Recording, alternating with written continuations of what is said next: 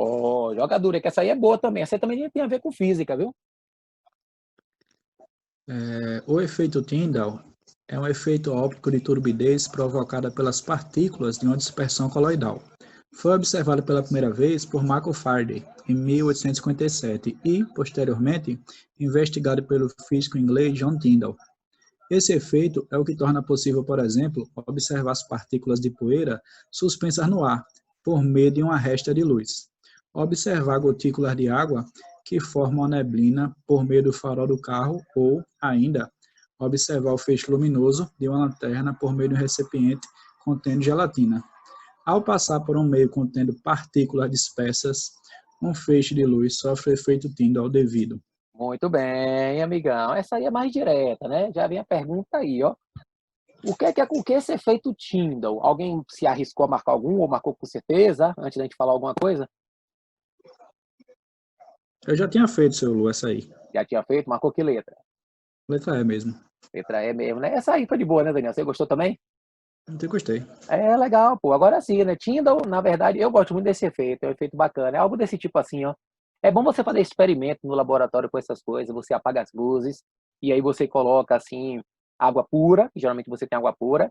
E você pega essa água pura e bota uns 5% de leite, por exemplo. Aí leite é um tipo de colóide, né? Aí você vai lá e você coloca a lanterna. Você vê exatamente isso daqui. Você vê exatamente o espalhamento desse feixe de luz. Então você consegue perceber a direção da luz. E também eu acho bonito esse efeito aqui, ó.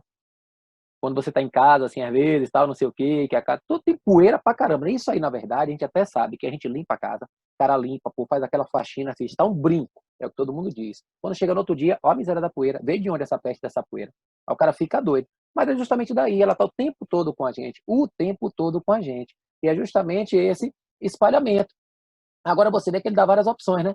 Ele fala que esse efeito de neblina no farol do carro, o feixe luminoso de uma lanterna por um recipiente contendo gelatina, ele diz que é absorção do feixe de luz, interferência, transmissão, polarização. Quer dizer, você vê que ele coloca uns termos físicos para tentar lhe enrolar.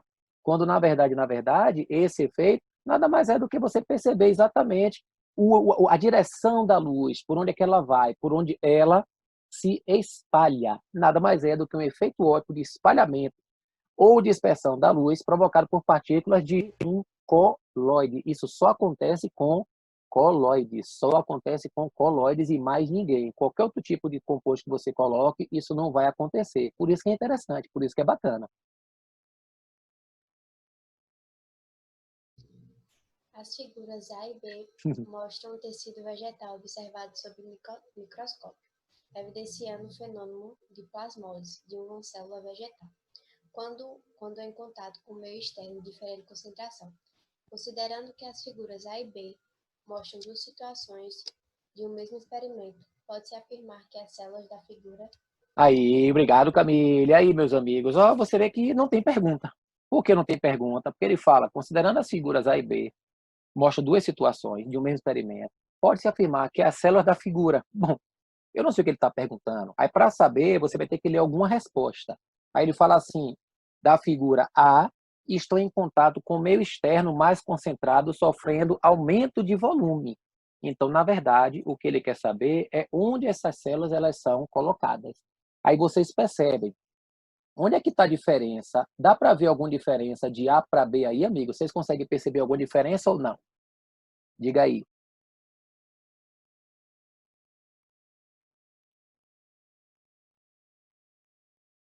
Pode ficar à vontade. O que manda é nós. Em B, a célula está mais túrgida, né? Está mais gordinha. Certo. Aí o que acontece entre elas? Você percebe que nesse ponto aqui, ó, você ficou com um espaço vazio, né?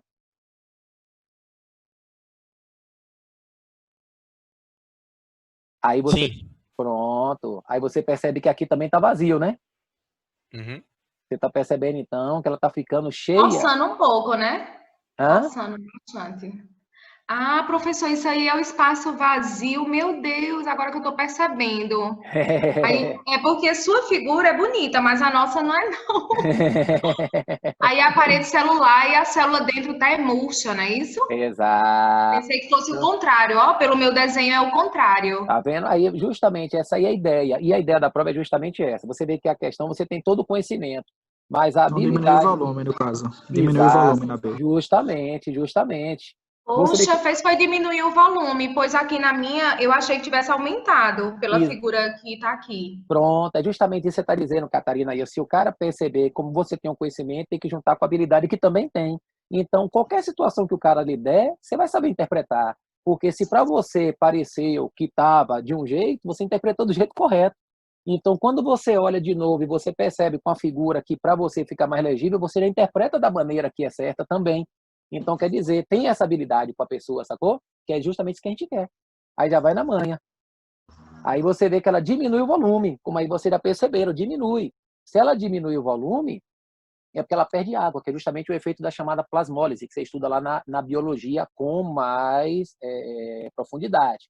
Ela está perdendo água, ou seja, ela foi colocada em um meio mais concentrado. Por que o meio mais concentrado, amigão? Porque quando o meio é hipertônico, o que acontece, amigão? A água sai da célula para o meio, a água sai da célula para o meio. Aí quando o Daniel falou daquela vez de soluto, de solvente, por aí vai. Diga aí, meu querido. Tem a ver com, como é o nome? Osmose? Exato, Esse, meu amigo, é justamente a osmose aí. É justamente a osmose, é exatamente isso. O fato de você perder, como você estava perguntando naquele dia também, Daniel perguntou, quando ele falou de soluto, eu disse, não se preocupe com soluto, não faça nenhuma relação. Porque ele disse assim, eu não sei relacionar. É bom que você não saiba mesmo, porque não precisa relacionar. Já fica tranquilo, fica de boa. Por quê? Porque aí você percebe que quando ela diminui o volume, ela perde água, é porque ela está sendo colocada no meio mais concentrado, já que a osmose é a passagem do solvente, do meio menos concentrado para o mais concentrado, já que o mais concentrado tem mais cargas positivas e negativas. Você percebe que o que está lá do outro lado é justamente o oposto. Você percebe que ela aumenta o volume, então vai ser justamente o oposto, ela vai ganhar água, ganha água. O meio que ela é colocada é um meio menos concentrado, ou seja, um meio hipotônico, ou seja, a célula puxa a água do meio para ela. Então, baseado nisso, aí você agora, você vai matar. E quando a Catarina fez também, provavelmente, pela interpretação, tinha feito, assim, interpretou pelo desenho correto, mas marcou a letra errada por causa do desenho, mas sabe interpretar. Alguém teria alguma sugestão em alguma letra aí antes da gente interpretar? Letra C. Letra C. Então, o que é que ele fala na letra A? A está em contato com o meio externo mais concentrado. Não, é o meio menos concentrado. A e B, na letra B, foram colocados no meio isotônico. Aí quer dizer que não tem mudança de volume, são iguais. Não, também é falso. Letra C. B foram colocadas no meio externo hipertônico, certo? Apresentando diminuição do volume, perfeitamente. Aí você vê na letra D. B foram colocadas em contato com o meio externo menos concentrado. Não, mais concentrado, mais concentrado. A foram mergulhadas no meio externo menos concentrado, ó, e falou direitinho. Apresentando seus. Aí já vem a biologia, né? A biologia vai lhe explicar muito melhor do que eu. Só sei que ela é falsa, agora a explicação assim devida, só com vocês mesmo para poder jogar duro. Em regiões desérticas, a obtenção de água potável não pode depender apenas da precipitação. Nesse sentido, portanto, sistemas para dessalinização de água do mar têm sido uma solução. Alguns desses sistemas consistem basicamente de duas câmaras, uma contendo água doce e outra contendo água salgada, separadas por uma membrana semipermeável, aplicando-se pressão na câmara com água salgada. A água pura é forçada a passar através da membrana para a câmara contendo água doce. O processo descrito para a purificação de água é denominado. Valeu, amigo. Ó, o que ele quer de você? Ó. O processo descrito para a purificação da água. O processo descrito. Que processo é esse, amigo? Olha o que ele fala, ó. Duas câmaras uma contendo água doce e outra contendo água salgada, separadas por uma membrana semipermeável. Então, seria algo desse tipo aqui.